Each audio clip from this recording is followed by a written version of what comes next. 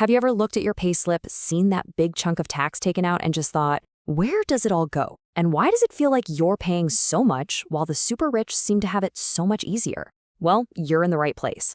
Today, we're going to pull back the curtain on the surprising history of taxes and reveal the one totally legal strategy the wealthy use to play a completely different game. This idea right here, it's from the classic book Rich Dad, Poor Dad. And honestly, it flips everything we think we know about taxes on its head. The whole point is that the system wasn't always like this. The game has changed, and the rules that once applied to the rich are now being paid for by, well, everyone else.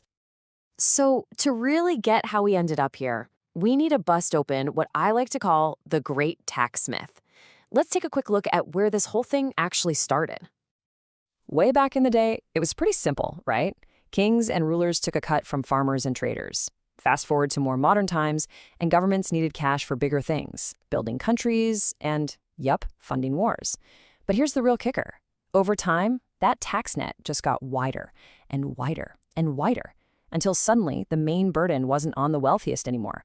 It had shifted squarely onto the middle class. And that's pretty much where we are today. And this is what that shift looks like on the ground.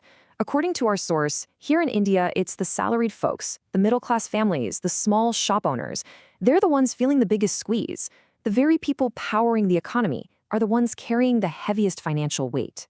And this sets up a cycle that's really, really hard to break. And that cycle leads us right into something we can call the middle-class tax trap. This next bit perfectly shows the financial hamster wheel that so many people find themselves on. Just look at this loop. If you're a salaried person, it's a relentless process. First, you earn your money. But wait, before you even get to touch it, tax is deducted at source. Poof, gone. Then, with what's left, you go to buy something and you pay GST. You fill up your car, you're paying fuel tax. You own a home, you're paying property tax. It feels like every single rupee gets taxed again and again. It's a loop that makes saving and getting ahead feel almost impossible. And this chart really puts it into perspective. Your income tax is a huge slice of the pie, right off the bat. Then add on the GST you pay on pretty much everything. Look at fuel. Nearly half the cost can be just taxes. When you add it all up, that final slice, the part that's actually yours to keep, it's a lot smaller than you think. But what if there was another way to do things? And that brings us to the real heart of this whole thing. How the rich play the game by a different set of rules.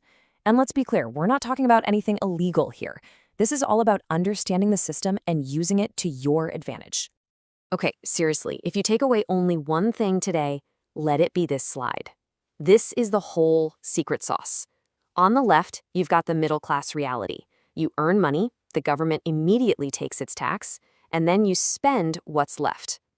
Now look at the right. The wealthy, using a corporation, do the complete opposite. They earn money, they spend it first on business expenses, and then, and only then, do they pay tax on whatever little is left over.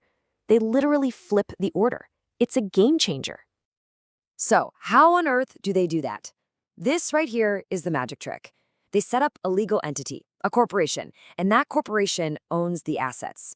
So that car isn't just a personal ride, it's a company car, a business expense. That office space, that laptop, it's all owned by the business. This separation between personal and business is absolutely key. Let's make this super practical with an example from our source. Imagine two people, each making 1 lakh rupees. The salaried person, they're taxed on the full 1 lakh. Simple. Now, the business owner earns that same 1 lakh, but first they deduct all their legitimate business costs. Maybe their phone bill, internet, travel, a new laptop. Let's say that's 60,000 rupees. So, what's their taxable income? Just 40,000. The difference in how much tax they pay is absolutely massive. This is the strategy in action. So this structure, the corporation, it's more than just a clever tax trick. It's honestly like having a financial superpower. Let's dig a little deeper into why. You basically get 4 incredible benefits. First, obviously, the tax advantages we've been talking about. Second, and this is huge, is asset protection. We'll touch on that in just a second. Third, it actually forces you to be financially disciplined, keeping track of everything. And fourth, it gives you so much more control over how and when you take your income.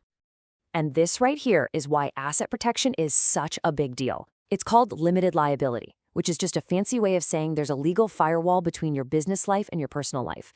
If your business gets into trouble or gets sued, they can't come after your personal car, your house, or your savings. The company takes the hit, not you. That's a kind of safety net a salaried person just doesn't have. Now, you might be thinking, okay, this all sounds great, but isn't this for big shot CEOs? Not at all. Here in India, there are a bunch of really accessible ways to do this. You've got a private limited company, an LLP, or even a one-person company if you're flying solo. There's also the Hindu undivided family structure. The point is, these tools are available to almost everyone. All right, we've seen the problem, we've seen the trap, and we've seen the secret escape patch the wealthy use. So that brings us to the most important part of all, how you can start to play and win this game yourself. And I really want to hammer this point home. You do not need to be a millionaire to use these strategies. This isn't some exclusive club. These principles work for small business owners, freelancers, and anyone with a side hustle. Think about it. Do you sell things on Instagram? Are you a freelance writer or a designer, a content creator? Maybe you do some online coaching? If you're doing any of these things, guess what? You are already a business owner. And that means you can start using these exact same strategies. The very first step is just to start thinking like a business owner. That means you start tracking and legally deducting your real business expenses.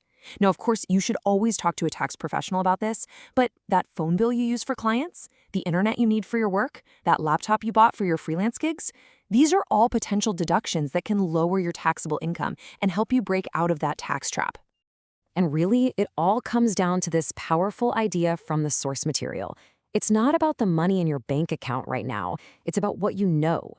Financial knowledge is the real wealth. Understanding how this game is played is the first, most important step you can take. So we've covered a lot today. We've seen why the tax system can feel so unfair to the middle class. And we've uncovered the simple, legal structure the wealthy use to pay tax last. You have the knowledge now. So the only real question left is, what's your next move?